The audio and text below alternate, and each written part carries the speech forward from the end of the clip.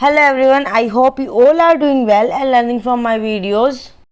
In this video, we will study about the lumpy skin disease. ठीक है, lumpy skin disease के बारे में हम कंप्लीट कवरअप करेंगे. अब हम ये क्यों पढ़ रहे हैं उसके लिए आप जान लीजिए. आपने देखा है अभी न्यूज़पेपर में over 3000 lumpy skin disease cases in Uttarakhand में देखने को मिला है लंपी स्किन डिजीज. अब लंपी स्किन डिजीज होती क्या है, नाम से ही पता चल रहा है कि स्किन के ऊपर कोई इफेक्ट होगा. तो ये डिजीज जो होते हैं लंपी स्किन डिजीज हमारे काऊ में देखने को मिलते हैं, जिससे क्या है काऊ मर जाते हैं. इसकी कोई वैक्सीनेशन भी आपको देखने को नहीं मिलेगी. तो लंपी स्किन डिजीज कौन से वायरस से कोज होता है पहले तो आपको ये पता होना चाहिए. तो इसके अंदर जो वायरस आता है वो कैप्री पॉक्स वायरस, ठीक है, कैप्री पॉक्स वायरस. और जो इसकी फैमिली है कैप्रिकोस वायरस की फैमिली कौन सी है, जो मैंने आपको एक मंकी पॉक्स डिजीज बताई थी एमपॉक्स, तो उसमें कौन सी फैमिली थी, पॉक्सी विरेडिया. तो सेम फैमिली है, ठीक है, दोनों में यही कैप्रिपॉक्सी वायरस है जो उनसे जीनस फैमिली से आ रहा है और इसकी फैमिली पॉक्स विरेडिया है. तो ये जो लंपी स्किन डिजीज़ है ये हमारी कैसे स्प्रेड होती है आपको ये पता होना चाहिए. ये हमारे स्प्रेड होता है मॉस्किटो के थ्रू. अगर कोई डिजीज़ है, ठीक है, ये जो डिजीज़ किसी जानवर को है उसके बाद वो मॉस्किटो वहाँ जाता है और दूसरी उसके पास जाता है तो वो मॉस्किटो के थ्रू ये हो जाता है. बाइटिंग फ्लाइज जो होती है बाइट कर लेती है. पानी के थ्रू ये स्प्रेड हो सकता है, मॉस्किटो हो गया, वाटर के थ्रू हो सकता है, एयर के थ्रू स्प्रेड हो सकता है. तो इसके बहुत सारे तरीके हैं. और जो ये डिजीज़ है ना इसके जो सिम्टम है ना वो भी बहुत जल्दी देखने को मिल जाता है. इसके सिम्टम आपको 4 से लेकर 12 दिन में आपको देखने को मिल जाते हैं. कई बार थोड़े से 14-15 दिन हो सकते हैं. और ये डायरेक्टली इफेक्ट करता है कहाँ, लिम्फ नोड पे, जहाँ पे हम मिल्क का प्रोडक्शन वगैरह होता है ना तो वो रिड्यूस हो जाता है. तो मिल्क का अगर आपको पता है सिम्टम दिख रहा है तो गाय खाएगी नहीं, खाना पीना छोड़ देते हैं, इन सारी चीज़ों से दूर हो जाते हैं. तो फिर मिल्क का प्रोडक्शन कैसे करेंगे. तो इसकी वजह से ये सारी चीज़ें दिक्कत देखने को मिल रहे हैं. तो अब भी सबसे ज़्यादा जो डेथ थी ना 2-3 महीने पहले न्यूज़पेपर में आया था तो उस टाइम पे सबसे ज़्यादा राजस्थान के अंदर जो थी लंपी स्किन डिजीज से काऊ मरी थी, ठीक है. डेथ सबसे ज़्यादा यहाँ पे थी इंक्रीज रेट. और अभी रिसेंटली 3000 केस आया लंपी स्किन डिजीज से जो डेथ हुई है वो उत्तराखंड में आए. तो जैसे मैंने आपको बता दिया लंपी स्किन डिजीज होती क्या है. तो अब इसमें वरी करने की क्या बात है और इसकी आउटब्रेक कैसे है और उसकी हम कैसे शील्ड लगा सकते हैं और कैसे इसको ठीक कर सकते हैं. फर्स्ट ऑफ ऑल आपको जानना पड़ेगा जो हमारी लंपी स्किन डिजीज होती है, आपको नाम से पता चल रहा है ये कैप्रिपो वायरस से ग्रुप से है और फैमिली पॉक्सी वायरस है. ये स्प्रेड हो रहा है बाइटिंग से, मॉस्किटो से और कंटेमिनेटेड फूड एंड वाटर से, ठीक है. 4 से 14 दिन में हो जाता है ये और लंफी नोड्स वगैरह उसकी वजह से होता है, ठीक है. और इसके अंदर कैसे दिखती है, ये एक ब्लिस्टर फॉर्म में दिखता है, सेकेंडरी इन्फेक्शन दिखता है वॉन्ड्स के ऊपर. और सिम्टम इसके अंदर फीवर देखने को मिलता है गाय को, लो एपर, उसकी भूख मर जाएगी, एक्सेसिव उसके अंदर ड्रोलिंग होगी जो उसका लार्वा टपकेगा, नेजल डिस्चार्ज होगा, स्टैगरिंग एरेक्टिक बिहेवियर उसका देखने को है.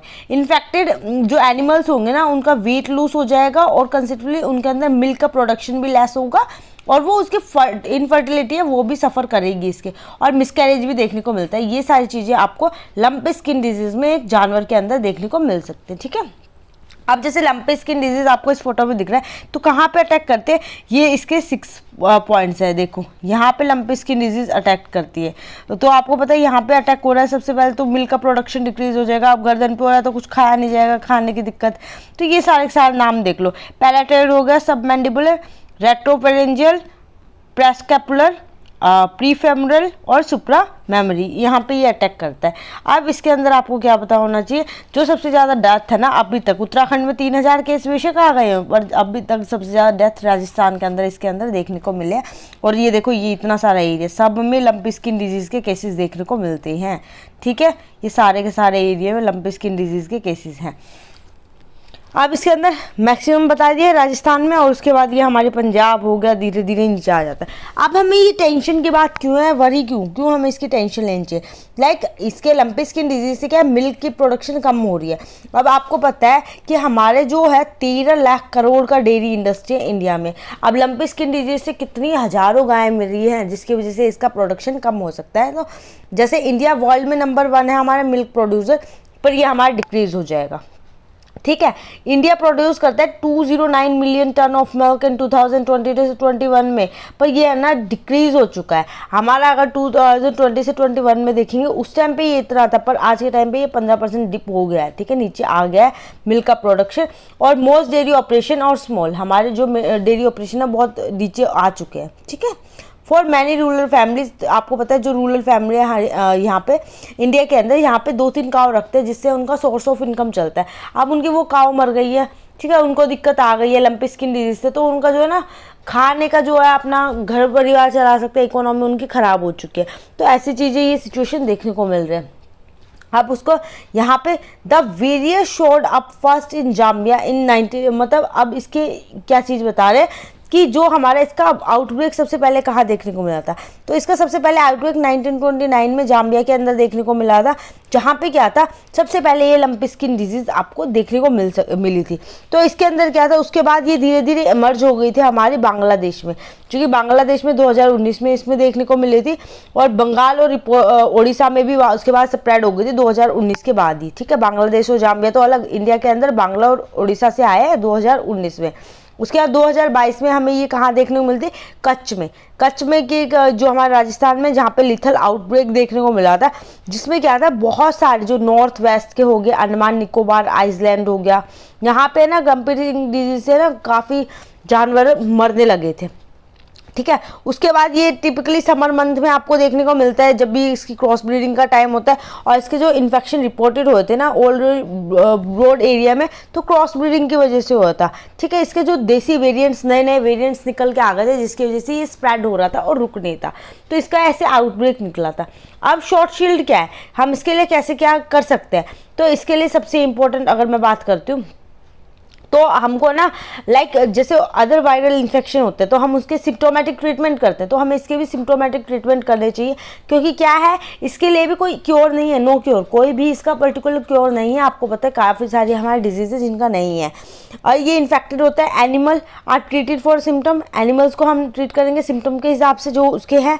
उसके बाद इम्यूनाइजेशन, जो इम्यून सिस्टम को हम स्ट्रॉन्ग करने के लिए वैक्सीनेशन देते हैं, तो वो प्रोटेक्ट करेगा 300 मीटर जो दूर रहेगी वोमेन पॉपुलेशन, तो उनको बचा सकता है।